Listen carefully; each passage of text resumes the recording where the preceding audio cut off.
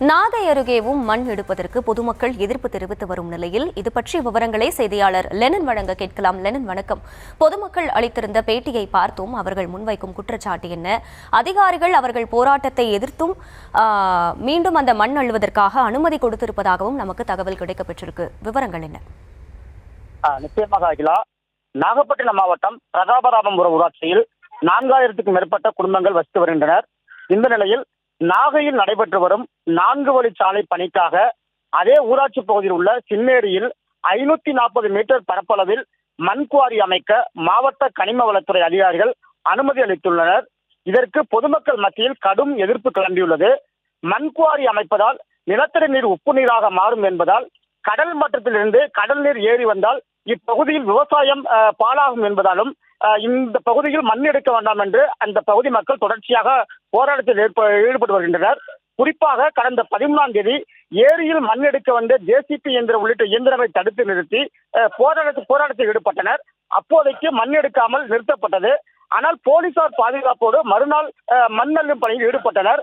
இதனை கண்டித்து சாலை மறியல் போராட்டம் நடைபெறும் என அறிவித்த நிலையில் இரவோடு இரவாக போராட்ட ஒருங்கிணைப்பாளர்கள் போலீசார் வீடு புகுந்து கைது செய்ததாக கூறப்படுகிறது. இதனால் ஆத்திரமடைந்த கிராம மக்கள் கடந்த 16ஆம் தேதி பிரதாபராமபுரம் முன்னாள் ஊராட்சி மன்ற தலைவர் சிவராசு தலைமையில் 1000த்திற்கும் மேற்பட்டோர் செருதூர் கிராமத்திலிருந்து பேரணியாக சென்று கிழக்கு கடற்கரை சாலையில் பிரதாபராமபுரம் கைகாட்டி பகுதியில் சாலையில் அமர்ந்து தர்ணா போராட்டத்தில் மற்றும் சாலை மறியல் போராட்டத்தில் ஈடுபட்டனர்.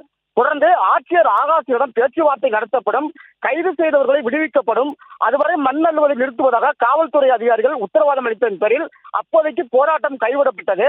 ஆனால் மாவட்ட நிர்வாகம் அனுமதியோடு போலீசார் பாதுகாப்போடு தொடர்ந்து நாகப்பட்டினம் புத்தூர் பகுதியில் நடைபெற்றுக் கொண்டிருக்கக்கூடிய 4 வழிச்சாலை பணிக்காக மண் அள்ளப்பட்டு அந்த பகுதியில் கொட்டப்பட்டு வருகிறது. இதனால் போராட்டத்தை ஒருங்கிணைத்தவர்கள் என முன்னாள் ஊராட்சி மன்ற தலைவர் உள்ளிட்ட 13 பேர் மீது 5 பிரிவுகளில் வழக்கு பதிவு செய்யப்பட்டுள்ளது. மாவட்ட நிர்வாகம் உத்தரவு பேரில் அனுமதியோடு நடைபெற்று வரும் இந்த மண் அள்ளும் பணியானது போலீஸ் பாதுகாப்போடு தொடர்ச்சியாக நடைபெற்றுவதற்கு இப்பகுதி கிராம மக்கள் தொடர்ச்சியாக எதிர்ப்பு தெரிவித்து வருகின்றனர்.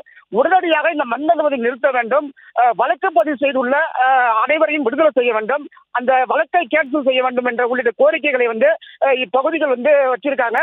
தொடர் போராட்டத்தில் ஈடுபட்டு வருவதால் போலீசார் குவிக்கப்பட்டுள்ளதால் இந்த பகுதியில் ஒரு பரபரப்பான சூழ்நிலை நிலவி வருகிறது.